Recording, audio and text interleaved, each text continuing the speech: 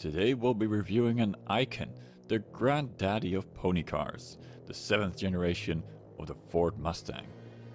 The Mustang has been around since the 60s and has come with a variety of designs as car fashion evolved.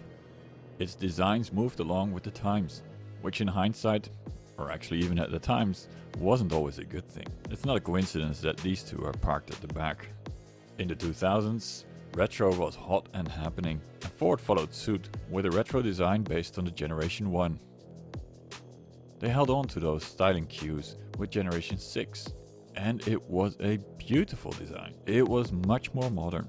It's sleek, it's muscular, beautifully sculpted. In my view, it's nigh on perfect for a pony car, especially in the first model years. All the tweaks that they've made since just make it a little less balanced. So what to do for Generation 7 then? Well, that's a big dilemma for Ford. They could either keep going on that same path and try to perfect it with the risk of tipping over the balance, or do something completely different, but that's easier said than done. Obviously, for the Generation 7, they've gone for evolution rather than revolution.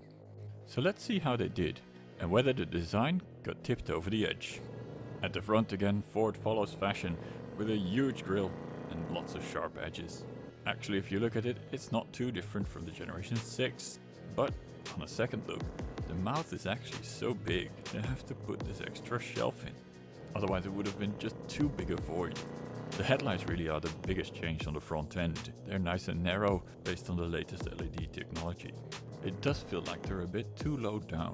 You don't so much see it from the front, but we'll see it later on when we have the side view. Where I do think they tipped the design over the edge is with the creases. The first being the one between the hood and the fenders. This already was a bit of an eyesore in the Generation 6, but they've poured some more on top with Generation 7. It just throws very strange shadows over the hood line. As you can see in this image, it doesn't always happen. It generally looks pretty good, but it just doesn't work all the time. And there's more crease crisis towards the rear end. The crease running under the door handle used to go all the way to the back, interrupted only by the rear fender. This time round, it stops at the rear fender, which makes the rear end look disconnected from the front part of the car. Not only that, they've also sharpened the crease over the top end of the fender, making for a very sharp shoulder line. As a result of all that, the rear fender looks like it's disconnected from the rest of the car. And because of the way they've made it extend out of the body, the fender itself has actually become a very big, flat surface, which isn't very pretty. As said earlier on, I think the headlights are a bit low. They're nicely aligned with the crease over the side, but somehow it doesn't fit in with the hood line, which is straight until it drops down quite dramatically to hit the nose. Overall, I do think the silhouette still looks very good. It's undeniably a Mustang. But I'm afraid this story doesn't end well, because we're going to end with the rear end. Despite having that great silhouette and that strong shoulder line, the rear end just looks pinched. There's a couple of reasons for that. First, in line with the front headlights, they've trimmed down the rear light units, and that gives you more bodywork, more surface to work with. You can actually still see the line where the light units of the older version ended. But now the boot lid opening starts where the light units end. And to still give it something of an opening, they've introduced this funny bend. And when you look at this rear end for too long, you can see it starts grinning at you. But hang on, a pony car isn't supposed to grin at you.